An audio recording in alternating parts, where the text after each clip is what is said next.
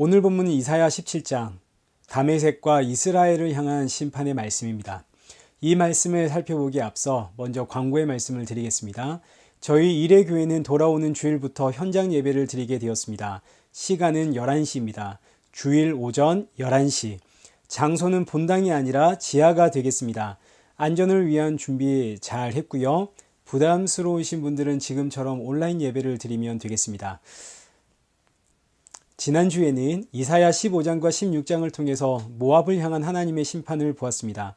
모압이 하나님 앞에 심판을 받는 이유는 우상숭배와 교만 때문입니다. 우상숭배와 교만은 사실 같은 뜻입니다. 아담과 하와가 선악과 먹은 이유가 하나님처럼 되고자 했던 그 교만 때문 아닙니까? 그 교만의 결과 아담과 하와는 하나님으로부터 끊어지고 에덴 동산에서 쫓겨나고 이제는 자신의 힘과 능력을 의지하며 이 세상을 살아가게 되었습니다. 사람이 자신의 힘을 의지하며 살아가는 것, 이것이 바로 우상숭배이고 이것이 바로 교만입니다. 그래서 우상숭배와 교만은 같은 뜻입니다. 그러니까 모압의 죄는 아담과 하와의 선악과 사건 이후로 이 땅에 태어난 모든 인류의 근본적인 죄를 지적하는 것이지, 여러분 우상숭배하지 마십시오, 여러분 교만하게 살지 마십시오, 이런 이야기가 아닙니다. 우리는 교만과 우상숭배에서 벗어날 수가 없는 죄인입니다. 아무리 여러분 교만하면 안 됩니다, 목이 터져라 외쳐도 그렇게 말하고 있는 저부터서가 교만의 사람입니다. 그래서 교회는 여러분 교만하면 안 됩니다 이렇게 가르치는 것이 아니라, 여러분 우리는 교만하기 때문에 예수님 외에는 소망이 없습니다 하고 가르치는 곳이 교회입니다.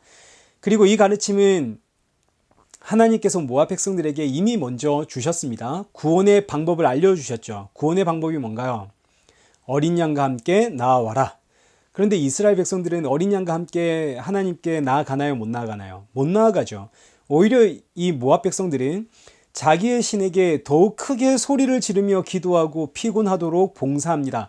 그래야만 구원을 받는 줄 알고. 그런데 이 모압 백성들의 이야기가 오늘 바로 저와 여러분의 이야기입니다. 성경이 한결같이 외치는 소리가 어린 양과 함께 나아와라. 그런데 우리는 어린 양과 함께 나가질 못하죠. 내가 아무리 어린 양과 함께 나아가려고 노력하고 애써도 어린 양과 함께 나아갈 수가 없습니다. 왜일까요? 그 이유는 어린 양이 나를 찾아오셔야 하는 것이지 내가 어린 양을 찾아가는 것이 아니기 때문입니다. 어린 양이 나를 찾아오지 않는 이상은 내가 아무리 목이 터져라 기도를 하고 아무리 지치도록 봉사를 한다 하더라도, 아무리 충성하고 헌신한다 하더라도 어린 양이 나를 찾아오지 않으시면 이게 방법이 없습니다. 오직 어린 양이 자신의 뜻을 따라 나를 찾아오셔야 됩니다. 그래서 이것을 은혜라고 합니다. 이 이야기가 오늘 본문 이사야 17장의 이야기입니다. 본문 17장은 다메섹과 이스라엘을 향한 심판이 기록되어져 있습니다. 배경은 이렇습니다. 아수르가 쳐들어오고 있습니다. 아수르는 지금 떠오르는 신흥 강국입니다. 수많은 나라들이 아수르 앞에 무릎을 꿇었습니다. 그러자 다메섹과 이스라엘이 연합을 하게 되죠. 다메섹은 원래가 우상숭배하는 나라니까 이건 제외하더라도 이 다메섹이 사람의 힘과 능력을 의지하는 것은 지극히 당연한 거죠. 그러나 이스라엘이라고 하는 나라는 하나님만 의지하는 나라 아닙니까? 그런데 이 이스라엘이 다메섹이라고 하는 사람의 힘, 세상의 힘을 의지하게 됩니다. 근데 이게 잘못됐다 이렇게 말할 수 있겠습니까? 그럴 수가 없죠. 오늘 우리도 한번 보십시오. 크고 작은 문제가 생겼을 때 여러분 기도만 하십니까? 하나님만 의지하면 됩니까? 우리 그런 사람은 아무도 없죠. 우리는 기도하면서 열심히 문제 해결을 위해 찾아다닙니다.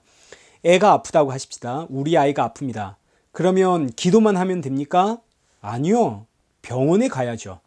애가 아프면 병원에 가야 됩니다. 마찬가지 적이 쳐들어오고 있습니다. 그러면 이웃 나라의 도움을 청해야 됩니다. 이거 같은 이야기입니다. 다른 이야기가 아니죠. 똑같은 이야기입니다.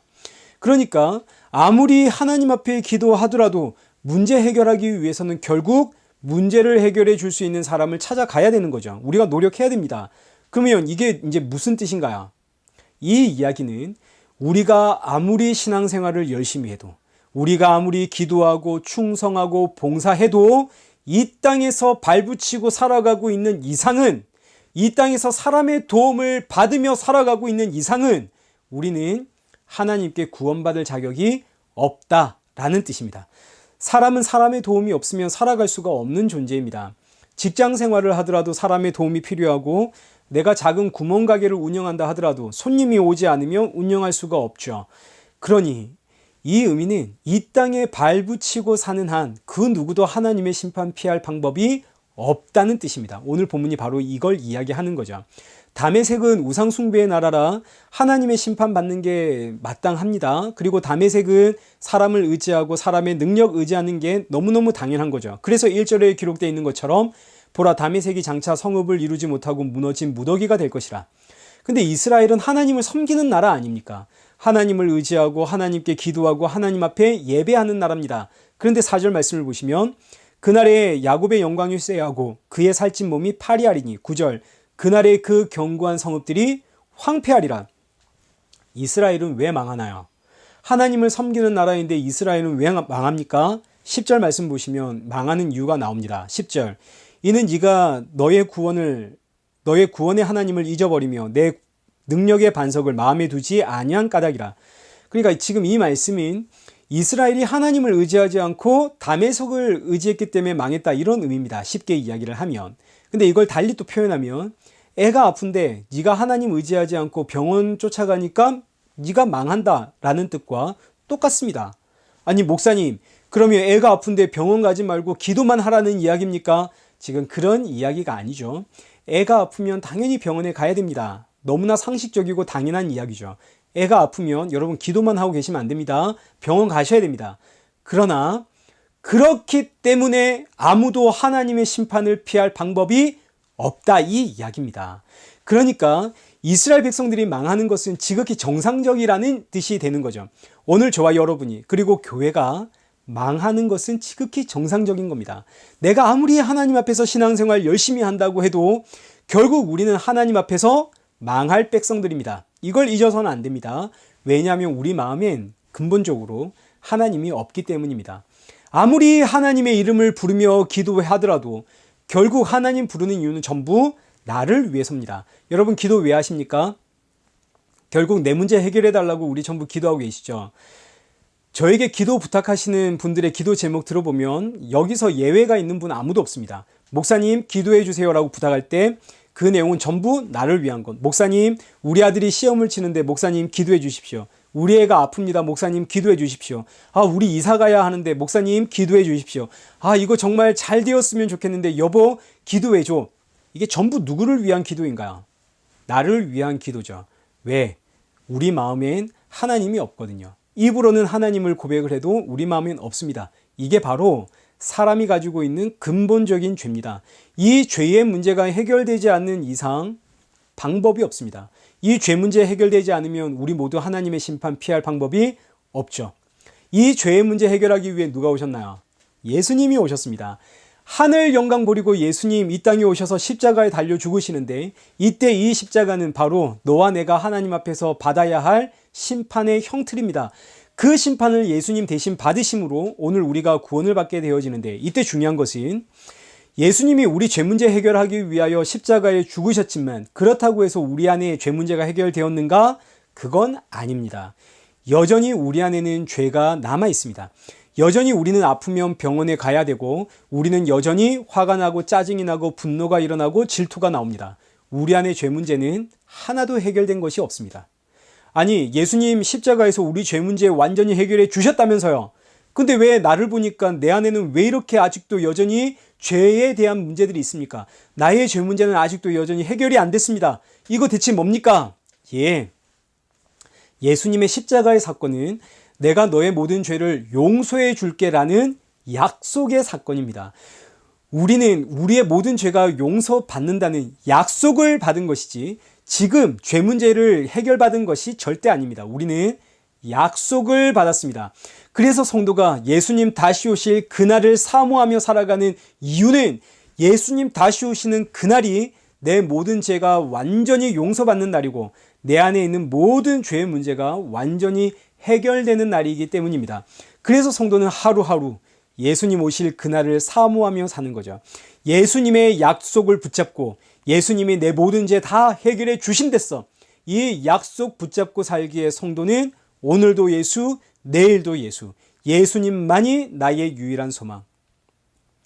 그럼 목사님, 예수님이 내 죄를 용서해 주신다는 그 약속을 내가 어떻게 알 수 있습니까? 내가 어떻게 그걸 확신할 수 있습니까? 예, 그래서 예수님께서 우리에게 보증으로 성령을 주셨습니다. 고린도후서 1장 10절 말씀 보십시오. 고린도후서 1장 20절. 하나님의 약속은 얼마든지 그리스도 안에서 예가 되나니. 22절. 그가 또한 우리에게 인치시고 보증으로 우리 마음에 누굴 주셨다고요? 성령을 주셨느니라. 약속의 보증으로 우리 마음에 성령을 주셨습니다. 그래서 성령이 임한 자는 그냥 이 약속이 믿어지고 깨닫게 되어지고 알게 되어지는 겁니다. 고린도후서 5장 4절 말씀도 보십시오. 참으로 이 장막에 있는 우리가 짐진 것 같이 탄식하는 것은 벗고자 함이 아니요 오히려 덧입고자 함이니 죽을 것이 생명에 삼킨 바 되게 하려 함이라. 곧 이것을 우리에게 이루게 하시고 보증으로 성령을 우리에게 주신 이는 하나님이시니라. 여기 4절에 기록되어 있는 장막이란 이 세상을 뜻합니다. 이 세상에서 성도가 탄식하며 살아가고 있는 이유는 아직 우리가 생명에 삼킨 바 되지 않았기 때문입니다. 생명에 삼킨 바 되지 않았다. 이 말은 쉽게 우리의 죄 문제가 아직 해결되지 않았다는 이야기죠. 그러나 이제 곧 생명에 삼켜지는 날이 올 것인데, 우리 죄 문제가 해결되어지는 날이 올 것인데, 그 일의 보증으로 누가 오셨다고요? 성령. 하나님께서, 예수님께서 성령을 우리 안에 넣어주셨느니라. 그러니까 이제 보십시오. 우리가 애쓰고 노력해서 구원을 받는 것이 아니라 하나님의 어린 양이 친히 나를 찾아오시고 나에게 약속을 주시고 그 약속의 보증으로 성령을 내 안에 넣어주셨습니다. 그래서 우리가 구원을 받습니다. 이걸 우리가 은혜라고 하는 거죠. 내가 한 게 없습니다. 전부 하나님의 어린 양 예수님이 하셨습니다. 오늘 다시 본문 보십시오. 다메섹이 멸망하는 것은 이건 당연한 일입니다. 그들은 하나님을 모르니까요. 그런데 이스라엘은 왜 망하나요? 이스라엘이 아무리 하나님을 부르고 찾고 하나님 앞에 예배드린다 하더라도 그들 역시 이 땅에 발붙이고 사는 한은 그들 역시 우상숭배자이기 때문입니다. 입으로 아무리 하나님을 고백하고 아무리 예배자처럼 살아도 마음으로는 자기 자신만 생각하는 죄인이기 때문입니다. 그래서 이방인들은 말할 것도 없고 이스라엘 백성이라 하더라도 망하는 거죠. 이걸 이제 오늘식 표현으로 하자면 이 세상이 망하는 것은 너무너무 당연합니다. 그러나 이 세상만 망하는 것이 아니라 교회도 망하고 저와 여러분도 망합니다. 하나님 앞에서는 세상과 우리가 다 똑같습니다. 다를 게 하나도 없는 죄인들입니다. 그래서 5절 말씀을 보십시오. 지금 하나님께서 이스라엘을 심판하는 모습을 추수하는 농부의 모습을 가지고 설명을 하십니다. 5절. 마치 추수하는 자가 곡식을 거두어 가지고 그 손으로 이삭을 벤 것 같고, 저는 시골에서 이제 농사를 지어 본 적은 없지만 명절에 추석에 시골에 내려갈 때 추수한 이후에 완전히 아무것도 남지 않은 그런 농가 밭을 저는 본 적이 있습니다. 많이 보았습니다. 완전히 싹 밀어서 아무것도 남지 않은 농가 밭. 그런데 이때 6절 말씀을 보십시오. 그러나 그 안에 주울 것이 나무리니 감람나무를 흔들 때 가장 높은 가지 꼭대기에 과일 2-3개 남은 같겠고 무성한 나무의 가장 먼 가지에 4-5개 남은 것 같으리라. 보십시오. 여기서 남은 자들이 나옵니다. 많지 않죠. 남은 자가 많지 않습니다. 남은 자가 나오는데 이들은 자기가 남겠다고 해서 남았습니까? 운이 좋아서 남은 건가요? 그런 거 절대 아니죠. 심판의 날, 추수하는 날, 오직 하나님의 은혜로 하나님이 남겨두신 겁니다. 하나님의 남겨두심. 이게 하나님의 약속입니다. 내가 내 백성은 남겨놓겠다. 그럼 이제 이렇게 남겨진 자들은 어떻게 되는가? 7절. 그날에 사람이 자기를 지으신 이를 바라보겠으며 그의 눈이 이스라엘의 거룩하신 이를 뵙겠고 자기 손을 만든 제단을 바라보지 아니하며 자기 손가락으로 지은 아세라나 태양상을 보지 아니할 것이며. 자, 남겨진 자들은 이제 누구를 바라보게 되나요? 남겨진 자들은 나를 남겨두신 하나님을 바라보게 되어집니다. 이것이 바로 예수님 십자가에 담겨있는 약속의 이야기입니다. 추수하는 날, 하나님의 그 심판의 날, 오직 하나님의 은혜로 남겨진 자들은 오늘 저와 여러분의 이야기죠. 오늘 저와 여러분이 이 세상에 남겨진 자로서 구원의 약속을 받았습니다. 죄사함의 약속을 받았기 때문에 이제 약속을 받은 자는 이 약속의 주체가 되시는 예수님 바라보며 살게 되는 겁니다. 그래서 약속을 받은 자는 이 약속이 이루어지는 그 날을 사모하며 살아가기에 이것이 바로 마라나타, 아멘 주 예수여 어서 오시옵소서. 성도는 너무나 자연스럽게 우리 주 예수 그리스도 다시 오실 그날을 사모하며 살아가게 되어지는 거죠. 이게 오늘 본문의 이야기입니다. 자, 이어지는 말씀은 메시아 예언입니다. 13절 말씀 보십시오. 열방이 충돌하기를 많은 물이 몰려옴과 같이 하나 주께서 그들을 꾸짖으시리니 그들이 멀리 도망함이 산에서 겨가 바람 앞에 흩어짐 같겠고 폭풍 앞에 떠도는 티끌 같을 것이라. 자, 지금 이 말씀 보니까 어떤 사건이 생각이 나십니까? 갈릴리 바다에서 광풍, 미친 바람을 잠잠케 하시는 예수님의 사건 기억나지 않습니까? 성경에서 바다는 세상을 뜻합니다. 세상이 예수님을 대적하여 몰려올 때에 오직 말씀만으로 잠잠케 하시는, 말씀으로 세상을 심판하시는 예수님에 대한 예언의 말씀이 오늘 본문의 이야기입니다. 오늘 본문 마지막 그렇게 끝이 나는 거죠. 말씀으로 세상을 심판하시는 예수 그리스도. 그러나 약속을 받은 자들, 그 남겨진 자들에게는 그날이 심판의 날이 아니라 죄사함의 날이요 구원의 날이 됩니다. 이 구원의 날이 속히 오기를 사모하며 오늘도 이 하루를 예수 소망으로 살아가는 저와 여러분 되시기를 축복합니다.